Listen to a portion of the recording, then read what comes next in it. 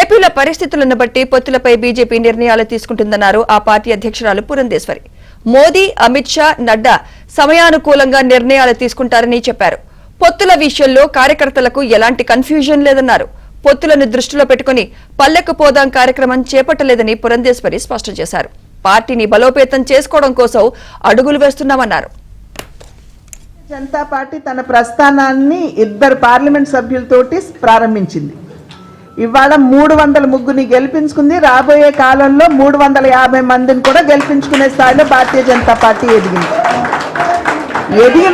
ఎదిగినటువంటి సందర్భంలో ఆ పరిస్థితులకి అనుకూలమైనటువంటి నిర్ణయాలు, అప్పటి పరిస్థితులకి అనుకూలమైనటువంటి నిర్ణయాలు భారతీయ జనతా పార్టీ ఎప్పటికప్పుడు సమీక్షించుకుంటూ తీసుకున్నటువంటి నేపథ్యంలోనే ఈ స్థాయికి ఎదగగలిగింది.